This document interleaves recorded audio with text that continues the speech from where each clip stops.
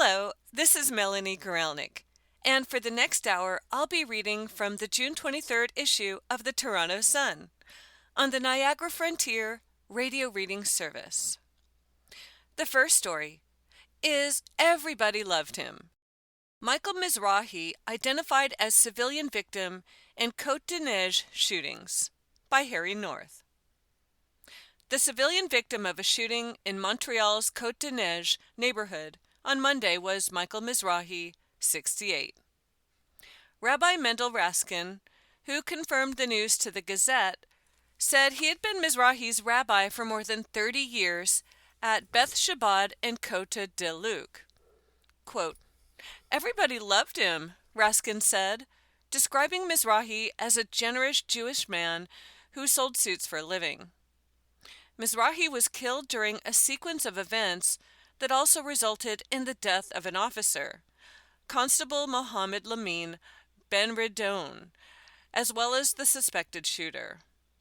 A second officer was also injured. Police have so far declined to comment on the exact circumstances surrounding the deaths. Raskin and Mizrahi had originally come from Lebanon, moved to Israel, and later settled in Montreal. Confusion over Mizrahi's whereabouts. In the aftermath of the shootings, there was some confusion over what had happened to Mizrahi, according to Rabbi Barak Hestroni of the Jewish General Hospital, who knows the Mizrahi family. It was rumored that he had been taken to a hospital and was still alive. Amid the chaos, Hestroni said he was contacted by Mizrahi's son in an effort to find his father. The hope was that Hestroni's connections to the Jewish General Hospital could lead to answers. He accompanied Mizrahi's son to the scene, where they ultimately confirmed Mizrahi's identity. Hestroni described him as a gentleman and a good man. Rabbi Raskin said he will miss Mizrahi's smile and urged people to increase goodness and kindness during this tragic time. Mizrahi leaves behind a son in his late 30s and 2 daughters in Israel, Raskin said. A GoFundMe was set up to support his family, and that had reached $60,000 of its $90,000 goal by early Tuesday morning. A prayer service in honor of Mizrahi was held in Montreal on Monday evening, where dozens of people turned out. There is a picture of Michael Mizrahi. He is in a blue suit with his arms folded across his chest, and he is smiling, and he's got brown eyes and very short hair that is also brown, and he's balding a little bit. Nice looking guy. Photo credit goes to Aurelie in Miami via Instagram. That story was Everybody Loved Him. Michael Mizrahi identified as civilian victim in Côte-des-Neiges shootings by Harry North. The next story is Savannah Guthrie emotional on Today after report that ransom note claimed mom is dead by Danette Wilford. The demands of a credible ransom note for the 84-year-old mother of Savannah Guthrie were not met, and may have led to her death, according to a new report. Authorities are taking another look at ransom notes sent in the early days of Nancy Guthrie's abduction, news outlet Airmail reports. Investigators believe an email ransom note sent shortly after Nancy was taken on February 1 was legitimate, given it correctly identified a broken floodlight between her Tucson, Arizona home, along with details about the Apple Watch she had been wearing. Savannah gets emotional on Today's show. While she did not comment on the latest reports on Tuesday morning, Savannah made yet another emotional plea on Today, begging anyone to come forward with information. "Somebody knows something," she said tearfully. "We are in agony, and we cannot be at peace," she continued.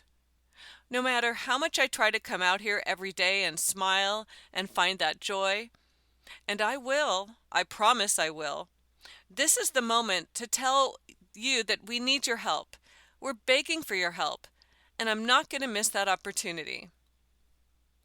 What did the ransom note say? The demands received by TMZ and local Tucson outlets KOLD and KGUN were apparently clear. US $4 million was to be paid in Bitcoin by February 5th, and if the deadline passed, that number would be up to $6 million.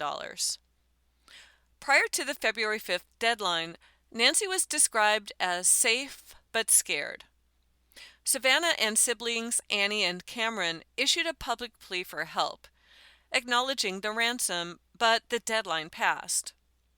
A follow-up message indicated the amount would be raised to $6 million if not paid by February 9th, and the terms were non-negotiable, with sources claiming that last communication ended with the ominous "or else."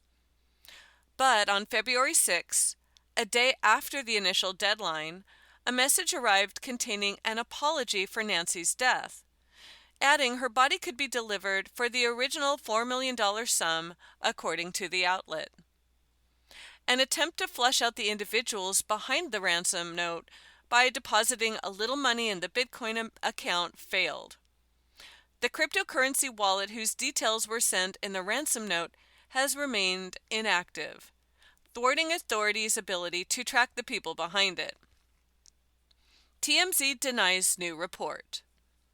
However, TMZ, which claims to have received close to a dozen emails from a man claiming he knew both the identity of the kidnappers and the location of Nancy, reported that the elderly woman's ransom notes did not contain an apology or a revelation that she was dead. The outlet said that the first email, sent days after the kidnapping, was not from one of Nancy's abductors, but someone aware of the details but needed money to hide out for fear of retribution from the real culprits. He noted time is of the essence in that first communication. But a follow-up sent the next day said, time is no longer of the essence, which was understood by TMZ that Nancy was no longer alive. The outlet told the FBI they wanted to do a documentary on the case and suggested they would pay the Bitcoin to see where it led. The agency appeared to be interested before the gossip site claims the FBI has since ghosted them. The FBI and the Pima County Sheriff's Department are asking anyone with tips to contact the FBI at 1-800-CALL-FBI. The Bureau has a set reward of up to $50,000 for information leading to Nancy's recovery or the arrest of anyone involved in her disappearance. There is a selfie picture that Savannah Guthrie took of her and her mom. They appear to be in a car, and Savannah's face is closest to the camera, and she's got a very big smile. Her hair is a blondish brown, and it's kind of short. And then her mom is next to her, and she's wearing a cardigan set, some blue-rimmed glasses, and she's got a big smile on too. Photo by Savannah Guthrie via Instagram.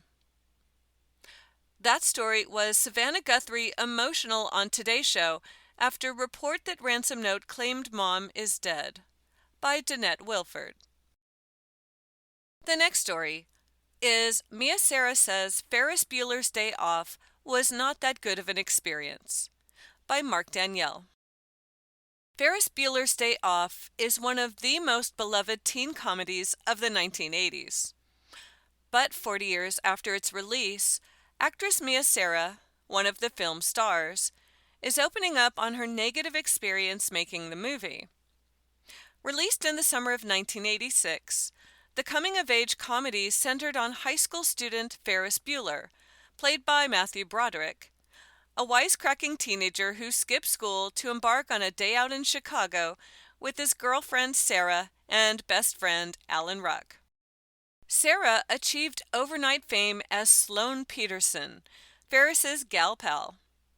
But in a new interview with the Times of London, the actress, now 59, said she doesn't have fond memories of making the 80s classic. Quote, I don't really give interviews because making Ferris Bueller was not that good of an experience for me. Sarah told the outlet via Entertainment Weekly. But I'm very aware of what a precious thing this movie is, and I don't want to disappoint people.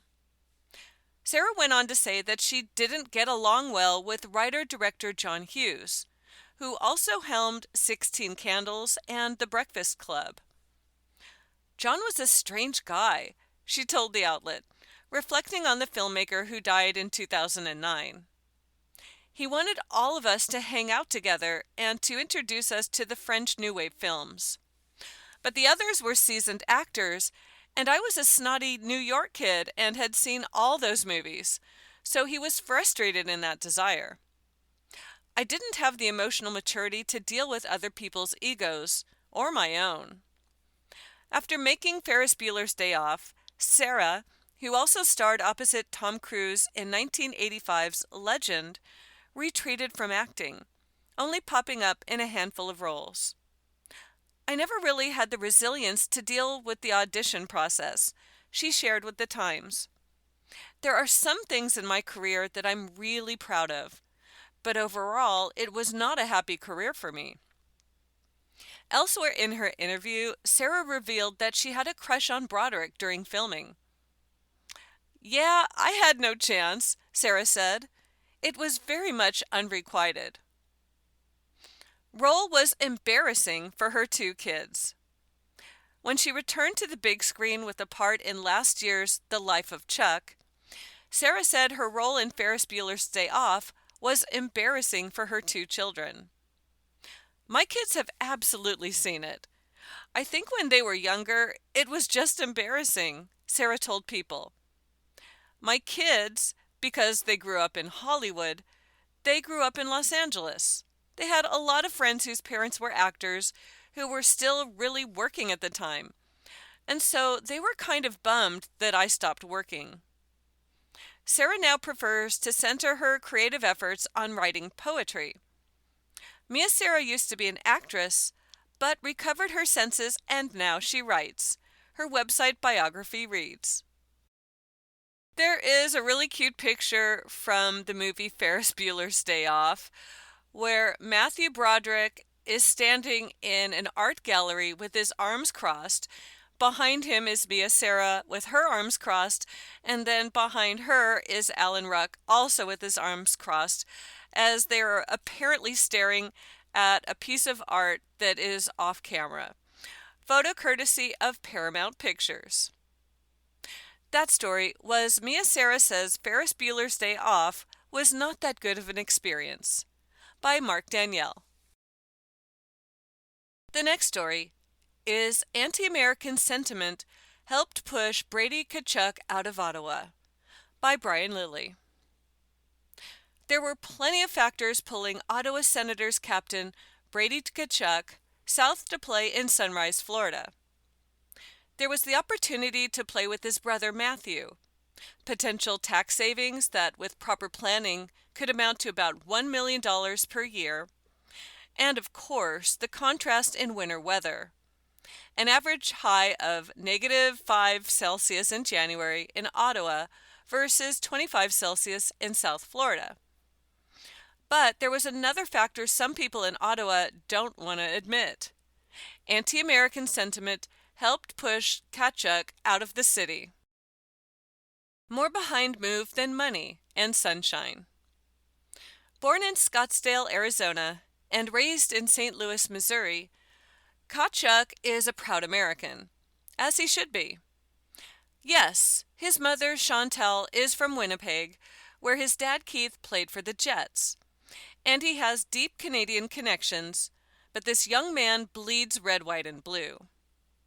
For most of his 8 seasons with the Senators, including 6 as captain, that was never an issue. Then Donald Trump was re-elected as President of the United States, and many Canadians seemed to lose their collectivist minds. When patriotism becomes a problem. Any American who showed affinity for their home country was pilloried, ostracized, and made to feel unwelcome. And Tkachuk was no exception. Do you think Tkachuk was happy to hear the American national anthem booed at Canadian Tire Center on frequent occasions in 2025 when U.S.-based teams visited? What about when he played alongside his brother Matthew at Bell Center in Montreal as part of the Four Nations face-off just weeks later? Message sent that American players not welcome. Sure, it may have felt good in the moment. It may have seemed like fans were sending a message to Trump, though they weren't. And it likely gave some a sense of superiority, something Canadians often enjoy feeling over Americans.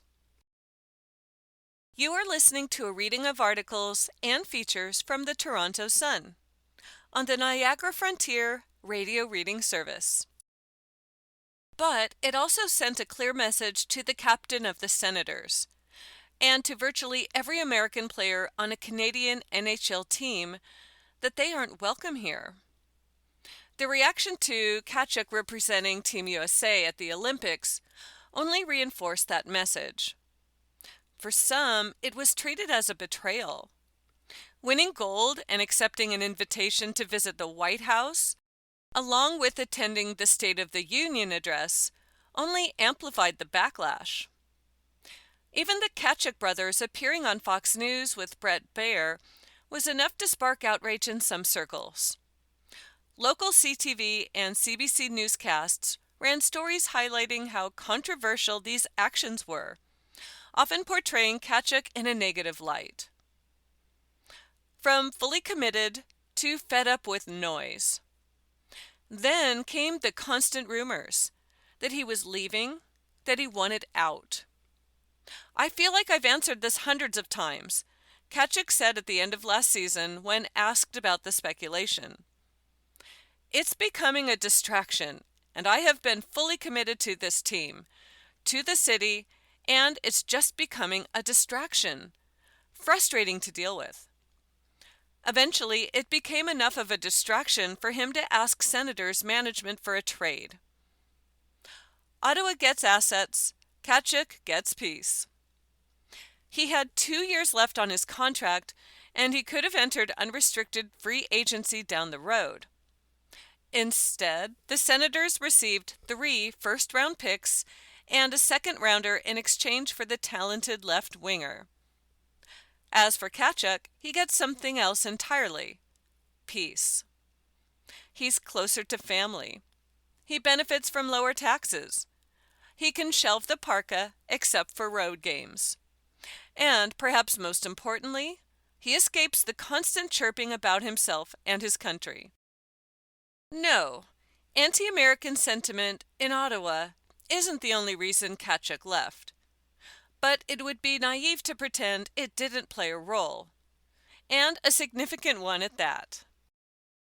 There is a picture of Brady Tkachuk and John Hughes, Dylan Larkin, and Austin Matthews as they're attending a celebration of the USA men's hockey team's Olympic gold, and they've all got their arms around each other, they're cheering, they're holding champagne flutes, they've got their gold medals on, and Brady Tkachuk is in the middle, and his mouth is wide open like he's going, yeah! Photo credit goes to Getty Images for E11 Even Miami. That story was Anti-American Sentiment Helped Push Brady Tkachuk Out of Ottawa by Brian Lilly. The next story is Iran War. Trump says Strait of Hormuz blockade stopped after Iran talks by Eddie Chow. U.S. President Donald Trump claims he is ending the naval blockade in the Strait of Hormuz after Iran agreed to infinity nuclear inspections. Trump said while the Hormuz Strait will be open, all naval ships will remain in place just in case the blockade needs to be reinstated, which he claims is highly unlikely. This comes as Iran claimed on Tuesday that United Nations inspectors will not be able to inspect nuclear sites bombed by the United States and Israel last year. The country has denied a claim made by U.S. Vice President J.D. Vance that Iran had agreed to invite International Atomic Energy Agency, or IAEA, inspectors back to the country after they were blocked from nuclear sites struck in a 12-day war last year. This as attacks continue between Israel and Hezbollah in southern Lebanon. Israeli gunfire killed 2 people and wounded 2 brothers in the Lebanese town of Nabataya al-Faqwa. Here's the latest on the Iran war on Tuesday. Trump says Strait of Hormuz blockade ending. President Trump said he is ending the naval blockade of the Strait of Hormuz after Iran agreed to infinity nuclear inspections. Trump announced in a Tuesday morning Truth Social post, while stating American ships will remain near the strait in case the blockade needs to be reinstated, which he claimed is highly unlikely. Quote, Iran has fully and completely agreed to the highest level nuclear inspections long into the future, in parentheses, infinity, exclamation mark, exclamation mark, exclamation mark, wrote Trump. I have agreed to allow the Hormuz Strait to remain open, all caps, with no further naval blockade. However, all ships are remaining in place should it be necessary to reinstitute the blockade, which seems at this point highly unlikely. Trump says Iran will have to agree to, quote, major weapons inspections. In a post on Truth Social, U.S. President Donald Trump said Iran will have to agree to have major weapons inspections for a long period of time. Quote, everybody is fully aware that Iran will agree to have major weapons inspections in order to ensure, quote, nuclear honesty long into the future, Trump wrote. Inspections were part of an agreement signed off on by the Obama administration, something that Trump canceled during his first term, after which Iran stopped letting international inspectors in, per ABC News. Rubio to visit countries hit hardest by Iran. U.S. Secretary of State Marco Rubio is expected to arrive in the Gulf region on Tuesday, visiting the United Arab Emirates, Bahrain, and Kuwait, to sell the U.S.-Iran peace deal to the countries which were the hardest hit by Iran during the Middle East conflict. The 3 countries have welcomed an end to the conflict, but Rubio may find it challenging to convince them of the positives of the peace deal, CNN reported. Under the Memorandum of Understanding, Iran and Oman would oversee commercial traffic through the Strait of Hormuz. The deal, however, doesn't address Iran's missile program, which is a concern to the Gulf countries more so than Iran's nuclear activities.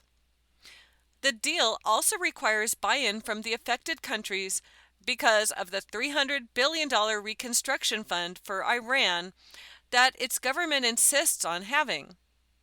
U.S. President Donald Trump committed Gulf funding to it, but there's no indication whether the countries have signed on.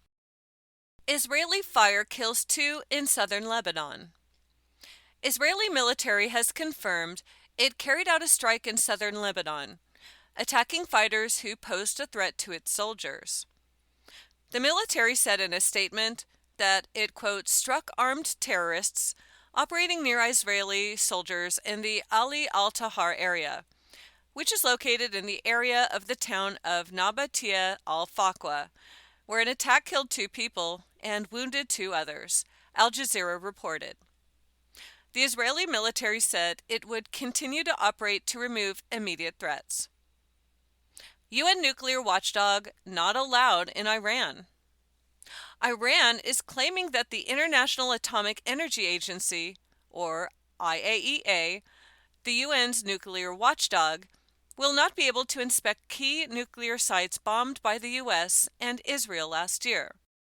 Tehran denied claims made by U.S. Vice President Vance that it agreed to invite IAEA inspectors back after Iran blocked them from the struck nuclear sites by its enemies last year, AFP reported. We have not had a meeting with the Director General of the IAEA, nor do we have any plans for the agency to inspect Iran's nuclear facilities damaged by the U.S. and Zionist military aggression. Foreign Ministry spokesman Ismail Baqai told reporters. Iran's UN ambassador Ali Bahraini also told reporters that, quote, there hasn't been such a decision to allow IAEA inspectors into the country. There is an aerial picture of nuclear facilities at Fordo, Natanz, and Isfahan, or at least it's one of them, and I don't know which one it is. And it says that we bombed them in this picture, although it really doesn't look like it to me. I can't see anything. From above, all you see is like the desert, like a dark brown. And then there are these buildings with roads leading to them, and they look intact. So maybe this was before the bombing. Photo by Image Vantor via AFP. That story was Trump says Strait of Hormuz blockade stopped after Iran talks, by Eddie Chow. The next story is the Pitt actor Moshe Kasher reveals tonsil cancer diagnosis. It's gonna be a long summer, by Eddie Chow. Actor and comedian Moshe Kasher has revealed he had a health scare after finding a bump on my tonsil that later turned out to be cancer caused by human papillomavirus. Papillomavirus, HPV. The 47-year-old wrote on Sunday on Instagram that he found a bump on his tonsil while filming The Comeback King with Judd Apatow in Savannah, Georgia. The bump was diagnosed as tonsil cancer caused by HPV. Kasher said the diagnosis was stage 1, an early stage. How his cancer has been treated. The Pitt star said he underwent a 5-hour surgery on June 19th, where doctors yanked my jaw open, cut out the areas affected by the cancer, and then slit my throat and dissected my neck. Kasher said the procedure left him with a hardcore neck scar that will make people reluctant to street fight me, along with a swollen and bruised mouth. Quote, this has been the most terrifying and consciousness-consuming experience of my life, he wrote. My life has been terror, meditation, tears, and medical planning. Oh, and 12-hour days on set pitching jokes. Kasher said he's in pain and in the middle of a very difficult process. It's gonna be a long summer, he said.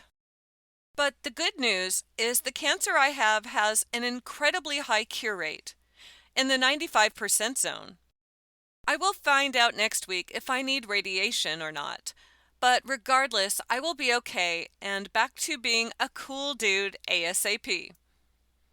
The comedian who played Jacob Samuel in the second season of The Pitt said he will get better and that he's grateful to have a life that's worth living. How does HPV cause cancer? HPV is the most common sexually transmitted infection, made up of a group of more than 200 related viruses, with about 40 types which spread through skin-to-skin contact, according to the Canadian Cancer Society. HPV causes cancer by consistently infecting cells and integrating its viral DNA into a host's genome, triggering a continuous production of viral proteins. It nulls the body's tumor-suppressing systems, which allows infected cells to grow and divide uncontrollably, according to the National Cancer Institute. While HPV infections may not cause symptoms for some, they can lead to cancer for others. In Kasher's case, the HPV infection turned into cancer of the oropharynx, which the Centers for Disease Control and Prevention notes affects the back of the throat, base of the tongue, and tonsils. Oropharyngeal cancer can be asymptomatic or can cause a long-lasting sore throat, ear aches, hoarseness, swollen lymph nodes, pain when swallowing, and unexplained weight loss, the CDC noted. What the comedian said of his diagnosis. In an episode of the Endless Honeymoon podcast, recorded before his surgery, Kasher and his wife, fellow comedian Natasha Leggero, talked about the cancer. Kasher talked about finding an abnormality in his tonsil and how a biopsy later confirmed the cancer diagnosis. "I am sick. I don't feel sick. My body feels great," said Kasher per USA Today. "It has been a really reality-altering nightmare, but also very enlightening and a profound time of self-reflection and fear, processing, and meditation. I'm going to be okay. The road to okay is going to be long and pretty arduous." The comedian said the surgery would have removed his tonsils and 25 lymph nodes from his neck. He said the cancer diagnosis was his worst nightmare because his father had died from a completely different cancer that's less curable than mine, that was found on his neck. There is a picture of Moshe Kasher that he had posted to Instagram, and it shows him in a hospital gown with, there's like a tube that looks to have blood in it on his neck, and then there's a big tape covering where they did the incision. It's basically like from his, what am I trying to say here? His Adam's apple going all the way back to like right under his ear. So he's looking looking at the camera with really big eyes, like a "oh shit" kind of face. Photo courtesy of Moshe Kasher, shared to his Instagram. That story was "The Pit Actor Moshe Kasher Reveals Tonsil Cancer Diagnosis. It's Gonna Be a Long Summer" by Eddie Chow. You are listening to a reading of articles and features from the Toronto Sun on the Niagara Frontier Radio Reading Service. The next story is "Accused Killer Twice Torpedoed by Canada. Why is she still here?" by Brad Hunter. If the Canadian immigration apparatus redrew the rules of baseball, there would be 10 strikes and 10 outs. 1 ball would be all that's needed for a walk. Jennifer Ola, 25, got a walk. The Toronto woman, by way of Hungary, has now been charged with murder in the wake of a North York brawl in which a man was struck and killed by a vehicle.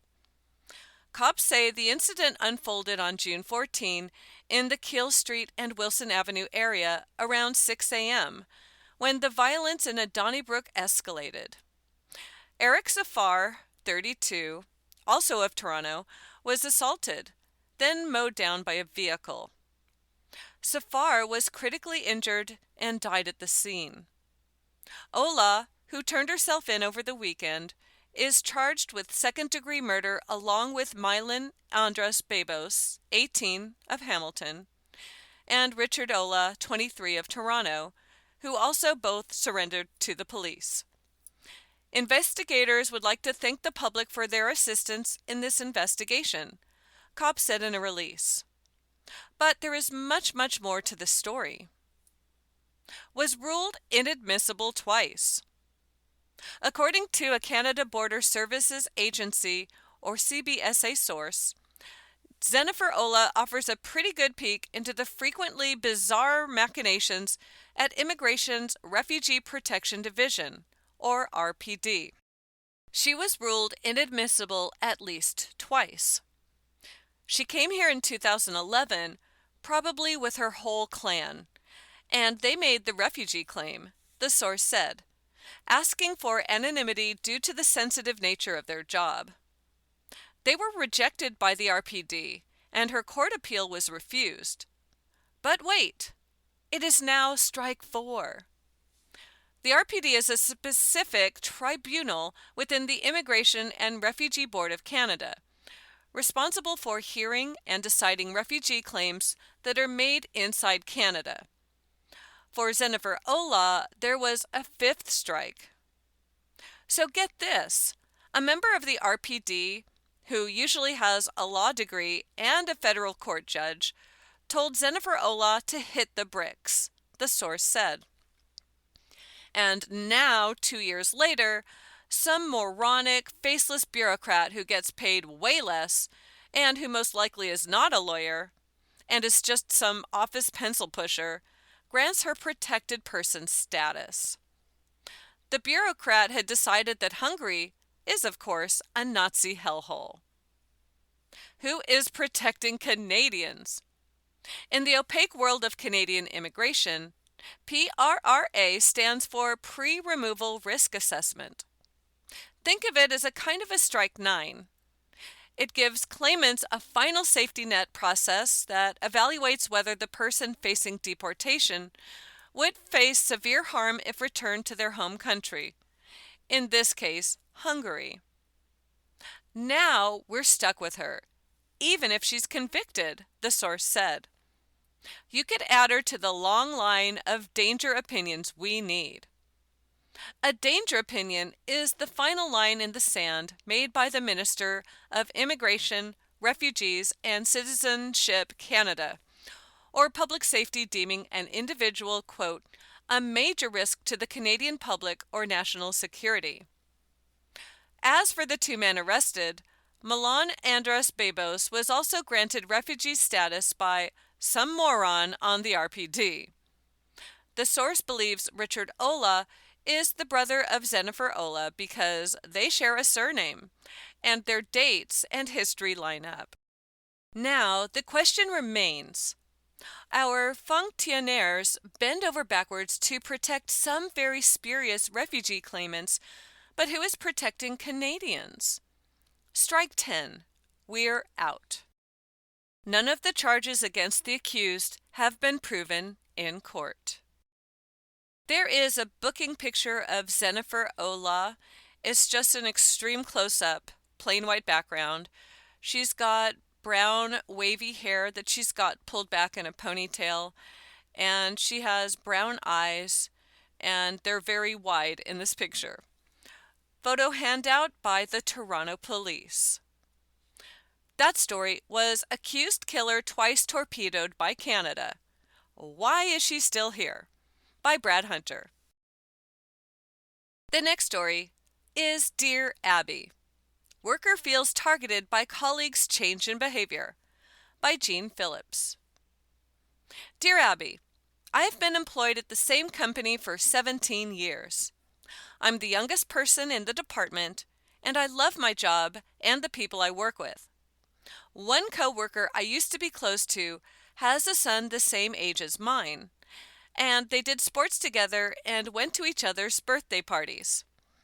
I would invite her over to relax by the pool while our kids played. In recent years, that has changed. Her attitude toward me is different, and I don't know why. Every chance she gets, she undermines me at work. She doesn't communicate, but rather makes assumptions and tattles to our supervisor and boss. She has purposely left me out in emails when we would chip in for a card and money for our supervisor's gift for Christmas.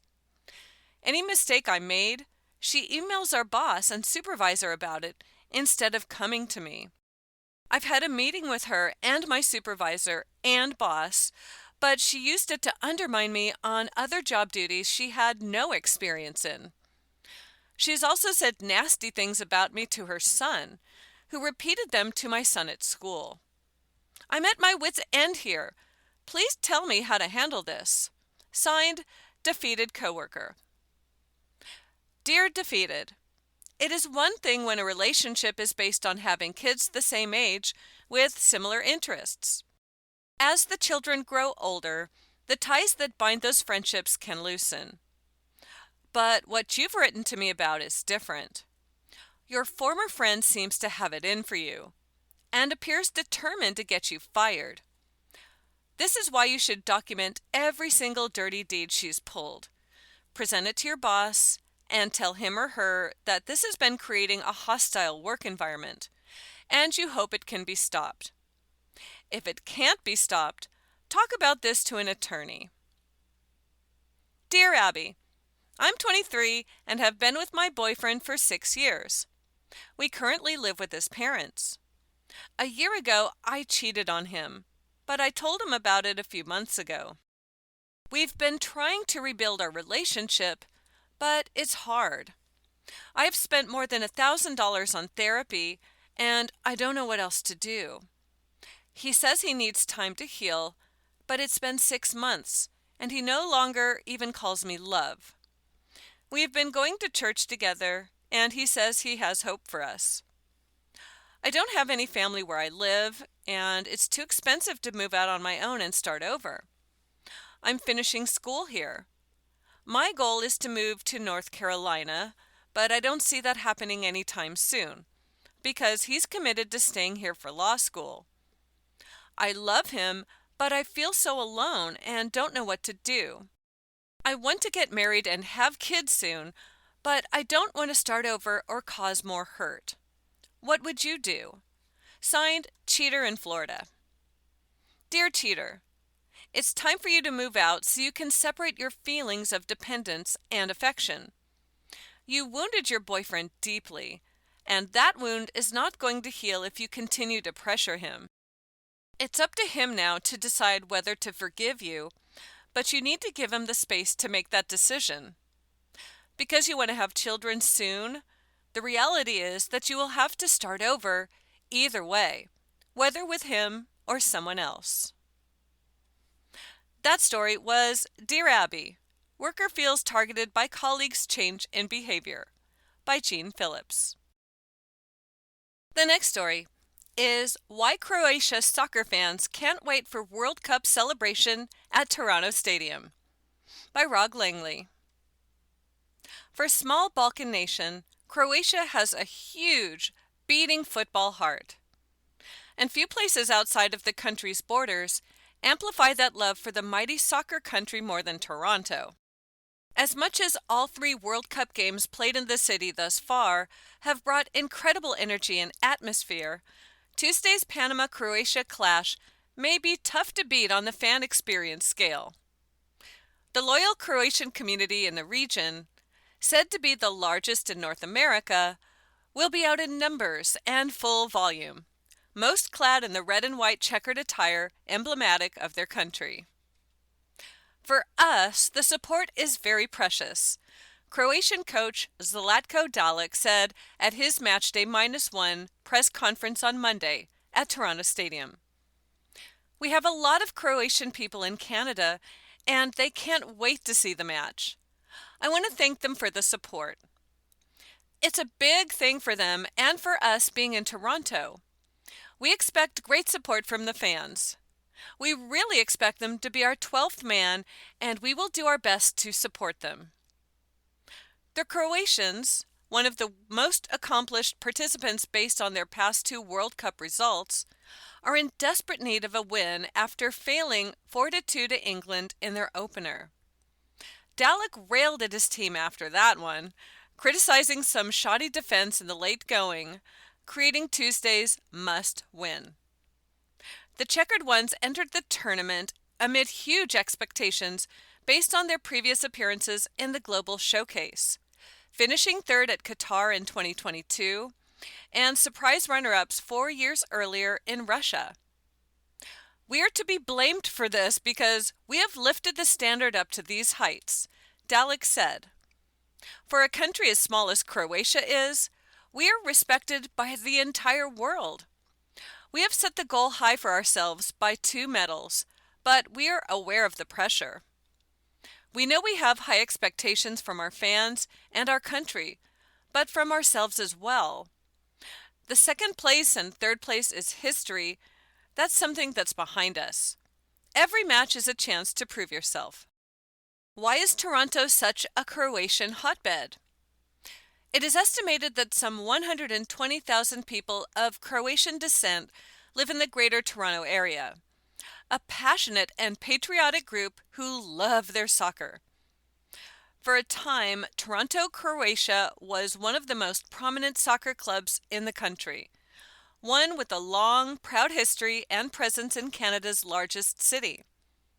Founded in 1956, Toronto, Croatia competed in a variety of professional leagues and accumulated numerous championships, including a Toronto Metro's Croatia Soccer Bowl title in 1976, crowning them champions of the North American Soccer League. The history runs long and deep, and in many ways will manifest itself in the Group L clash near the Toronto lakefront. FIFA officials are anticipating a massive onslaught of Croatian sport and are advising fans to show up early for the 7 p.m. kickoff.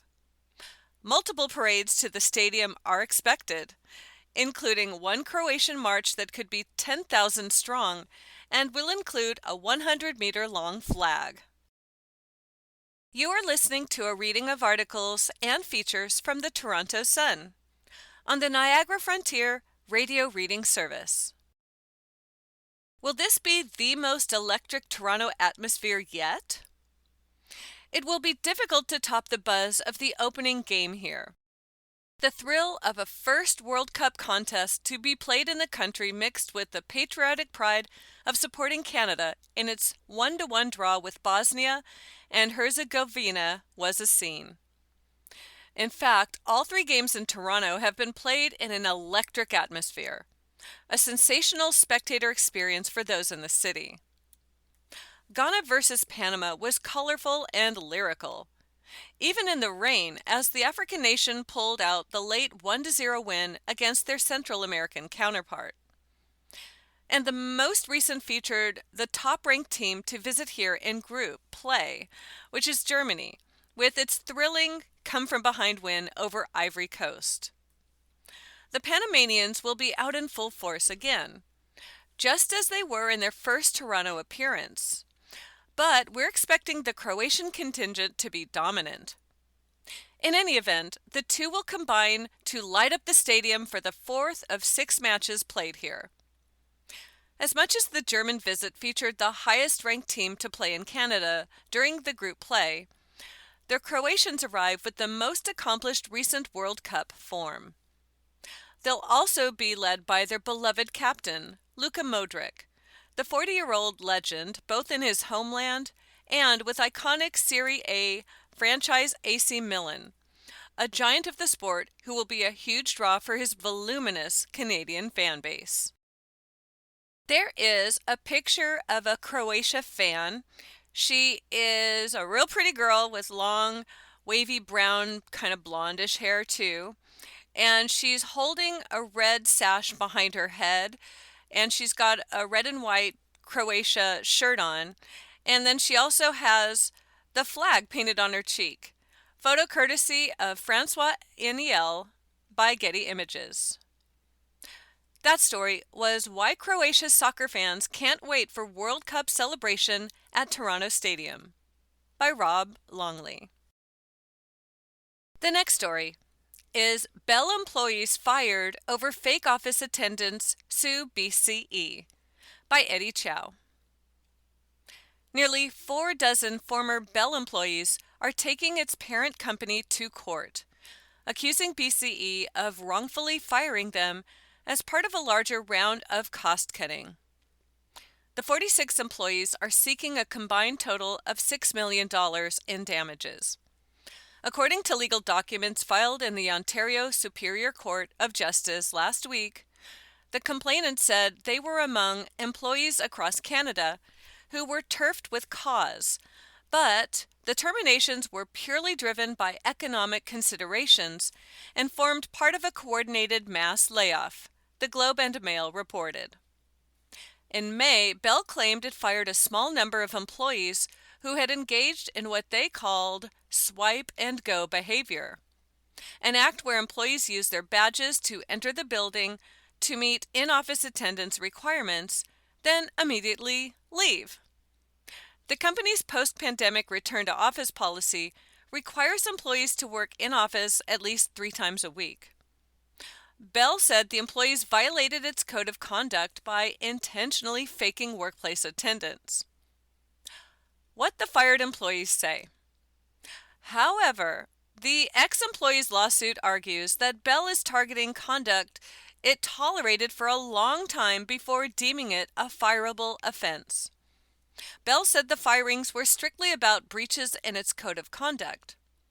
The lawsuit alleges that there was a more coordinated effort going on behind the scenes. The lawsuit noted the timing of the employee terminations.